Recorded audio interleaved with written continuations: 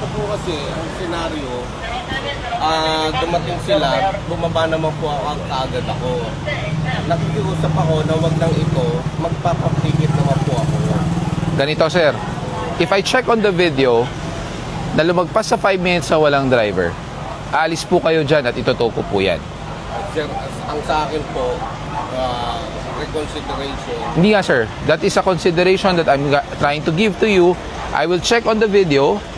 If it goes beyond 5 minutes na wala po kayo dyan at walang driver, I'll tow it. Sige. Sir, 6 minutes and 21 seconds. Ayan po yung video niya. The video duration is 6 minutes 27 seconds.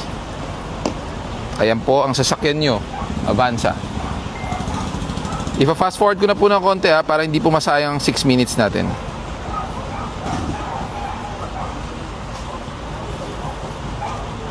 I'm on the mark of 2 minutes and 23 seconds. I'm on 4 minutes mark already. 5 minutes 49 seconds. Sa tingin ko, hindi ko na po kailangan tapusin. Kasi 5 minutes 49 seconds, wala naman pong driver. Lahat wala po. Sir, ang sabi nila, reconsideration. Sir, baka pwedeng applyan mo sa pako ng extra... No, sir. Sir, hindi po ako... Taga rito po kayo. Taga rito po ako. So aware po kayo na wala pong parking tong side na to. Ganito po, sir, kalalabas lang po ng sasakyan. May kausap na po talaga akong parking area. Hindi nga, sir. Ang question po nito, whether kabibili na ng kotse or hindi, may parking po ay sa loob. You should have thought of that first bago kayo bumili ng dagdag na sasakyan kung wala po kayong parking at hand. Ngayon, sir, taga rito kayo, aware po kayo na walang parking sa side na ito. Tama po ba? Okay. Kung aware po tayo, then why did we do it?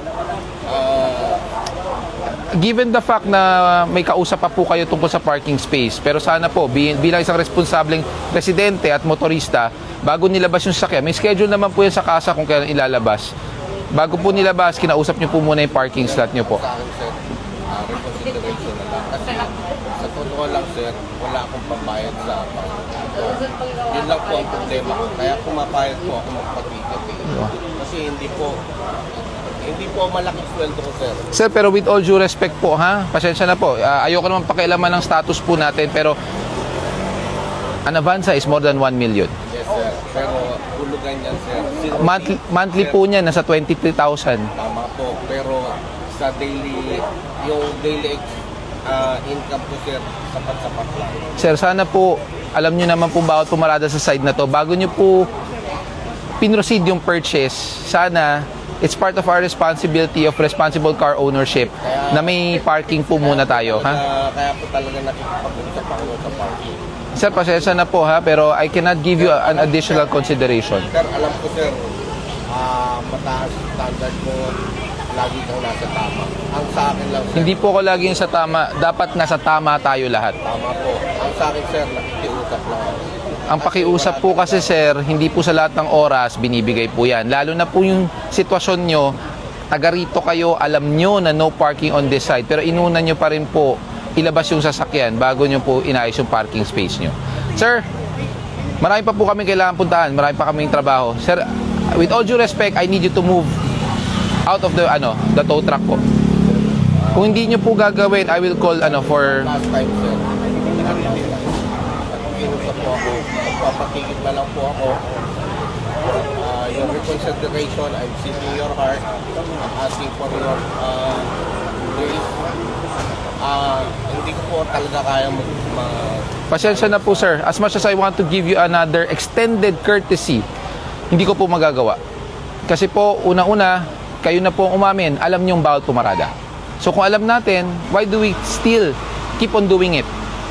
Siguro, sir, panahon na po na wag na po tayo mag-rely sa pakiusap at baka pwede naman.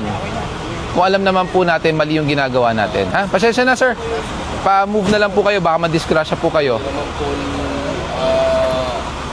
na ang pinapakiusap ko bayad naman po ako Sir, kanina po nung dumating ako, ang sabi ko po sa inyo, pag chinek ko po sa video, If it is less than 5 minutes, bibitawan ko. 6 minutes yung video, nasa 5 points lang tayo. 6 minutes 27 po ang duration ng video nyo. Kaya nga sir, 1 minute and 27 seconds ang pinag-uusapan. Malaking bagay po yon, sir. Sir, alam nyo po ba sa towing and pounding guidelines po namin, wala naman po talaga sa batas ang 5 minuto. That's already an extended courtesy na binibigay po namin dahil precedence na po yung nangyayaring kortesiya. Sir, ako bumaba, kaya andito. Sir, unang-una, babalik ako po. Alam nyo bawat pumarada coming from you. Sana po bago nyo nilabas sa kasa yung sakyan, inayos nyo po muna yung parking slot nyo. Ha? Pasensya na, sir. Pakiusap na lang po, pa-move na lang po. Yung nahatak ngayon nandun, kaya yun. Sinong attorney? Ayaw mo na. Wala kang helmet. Paano yan? Huli yung daddy mo. Titigitan kita, ha? Ako, particular kasi ako sa bata. Kahit malapit lang, gusto ko naka-helmet. Safety rin yan. Huwag ka matakot. Anong grade na ba yan? Grade 1. Grade 1. Laki para sa grade 1. Ilang taon na? 5 na.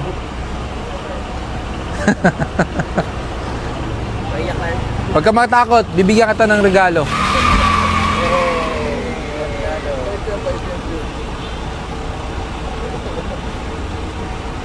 Nasaan na ba? Mukhang binibili pa.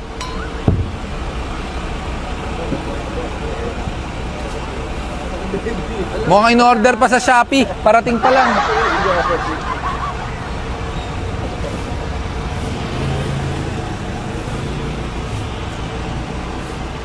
Mahilig ka ba sa pony? Wow. Pink.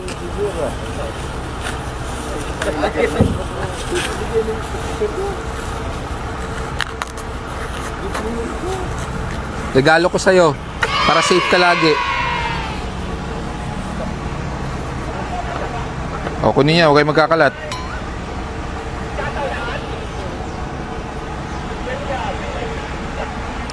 Ang tawag sa'yo, Daddy? O, Daddy, ikaw magsuot sa kanya. Wow. Ikaw magsuot. Thank you.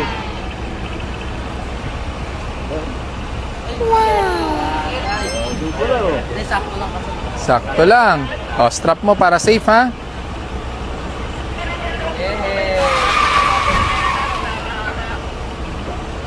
Dawagan na lang.